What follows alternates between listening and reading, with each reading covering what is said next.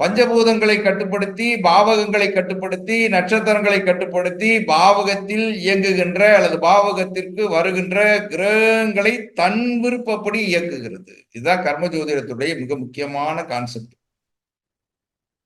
அப்ப இந்த நிலையை எப்படி கண்டறிவது? கஷ்டமா இருக்கு. ஒரு ஜாதகத்துல குரு இருக்கிறார். குருவினுடைய பார்வை 3 இடத்தில் பார்வை படுகிறது. கோச்சாரத்துல குரு நகர்ந்து கொண்டிருக்கிறார். இந்த குருவினுடைய இருப்பு ஜாதகருக்கு பலனை தரமாட்டேங்குது. அவருடைய பார்வை பலனை தரமாட்டேங்குது. கோச்சாரத்துக்கு குரு வரும்போது பூரா சிரமமா அனுபவிக்கிறார். எனக்கு என்னங்க குரு பயிற்சி நன்மையே செய்ய மாட்டேங்குதுன்னு கேட்கிறார்.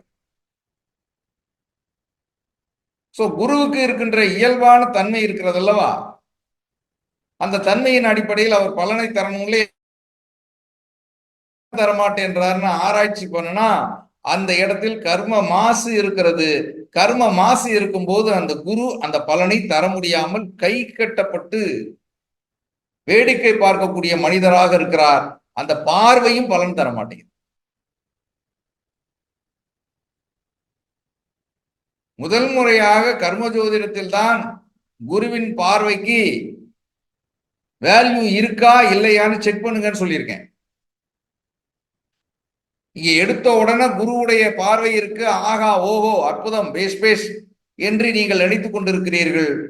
இல்லை இல்லை, குருவினுடைய பார்வை இருக்கிறது. குரு இருக்கிறார், குருவினுடைய பார்வை இருக்கிறது. கோச்சார குருவும் நகர்ந்து கொண்டிருக்கிறார். ஆனால் அந்த குருவினுடைய பார்வை உங்களுக்கு வேலை செய்கிறதா? குருவினுடைய அமர்வு வேலை செய்கிறதா? கோச்சார கிரகத்தினுடைய குரு பார்க்கிறார் என்றால் அந்த பார்வை வேலை செய்கிறதா என்பதை தயவு செய்து ஆய்வு செய்யுங்கள் என்று சொல்லிக் கொண்டிருக்கிறார்.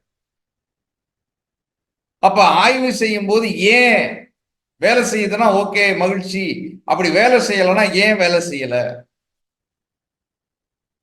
அப்ப ஏன் வேலை செய்யலைன்னா ஒரு ஆதிக்கம் கொண்ட கிரகம் அந்த குருவை செயல்பட விடாமல் தடுக்கும், அல்லது குரு இருக்கின்ற பாவகம் பழுதுபட்டிருக்கும்.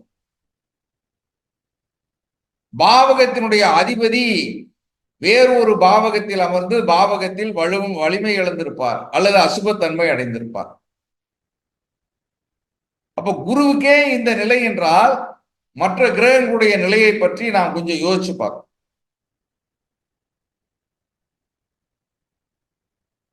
அப்ப இந்த கிரகங்கள் எல்லாம் இன்றைக்கு தன்னுடைய உண்மையான பலன்களை தருகிறதா என்ற ஆராய்வுதான் கர்ம ஜோதிடத்துடைய நோக்கம். ஒவ்வொரு பாவகமும் கர்மாவை சுமந்து கொண்டிருக்கிறது. அது சுப கர்மாவாக இருக்கலாம் அல்லது அசுப கர்மாவாக இருக்கலாம்.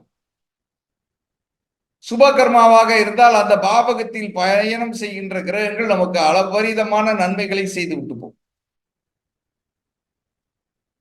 அசுப கர்மா இருக்கிறது என்றால் அந்த பாவகத்தில் பயணம் செய்கின்ற கிரகங்கள் அந்த பாவகம் ஏதாவது ஒரு வகையில் நமக்கு சிரமத்தை தந்து கொண்டே இருக்கும்.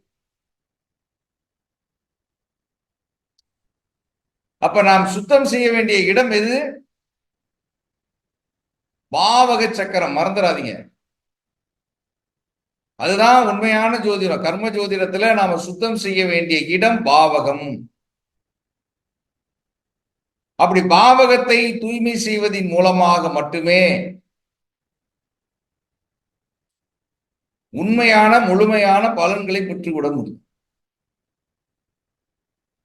அந்த பாவகத்தை தூய்மை செய்வதற்கான வழிமுறைகள் நிறைய இருக்கு. அதை நம்ம கர்ம ஜோதிட விதிகளையே கொடுத்துட்டு வர்றோம். இயற்கைக்கு முரணான செயல்பாடுகளை தவிர்க்க வேண்டும், முரணான செயல்பாடுகளை நிறுத்த வேண்டும். அசைவ உணவு, அச்சம், கவலை, வஞ்சம், வன்மம், கோபம், இகழ்ச்சி போன்ற அதி தீவிரமான இயற்கைக்கு மாறான குணங்களிலிருந்து வெளியே வர வேண்டும். அது வெளியே வருவதற்கு நாம் பயிற்சி செய்ய வேண்டும். அப்படியெல்லாம் வெளியே வந்துட முடியாது. ஒரு மனிதனுடைய ஜாதகத்தில் கர்மா கடுமையாக இருக்கிறது என்றால் அவன் கோபக்காரனா தான் இருப்பான். எனக்கு 4ல செவ்வாய், என்னுடைய கோபத்தை நான் இன்னும் கண்ட்ரோல் பண்ண முடியல. ஜோதிடத்துக்கு வந்த பிறகு ஆகா இது இப்படி வேலை செய்யுதுன்னு என்று அந்த கோபத்தை நான் ஆற்றலாக மாற்றினேன். அந்த ஆற்றலும் பல நேரத்தில் சீற்றத்தோடு வெளிப்படும். நான் ரொம்ப கூர்ந்து கவனித்துக் கொண்டிருக்கிறேன். ஆற்றலை எளிமையாக வெளிப்படுத்தலாம், ஆனால் அது சீற்றத்தோடு ஒரு எய்துகின்ற ஒரு ஈட்டியை போல எதிராளியை தைக்கும். என்கிட்ட கேட்பாங்க, என்ன சார் அப்படி பேசிட்டீங்க? நான் சொல்லுவேன், யோக்கியனா இருந்தா பையன் பேசலாம், அவனுக்கெல்லாம் இப்படி வார்த்தையை விட்டாதான் கரெக்டா இடிக்கும் அப்படின்னு. அந்த அளவிற்கு என்னிடம் 4ஆம் இடத்து செவ்வாய் மிக தீவிரமாக வேலை செய்வதை நான் பார்த்து கொண்டிருக்கிறேன். அப்போ ஒவ்வொரு ஜாதகத்திலும் சிலருக்கு 4ஆம் இடத்து செவ்வாய் பெரிய விபத்துக்களை தந்துரும்,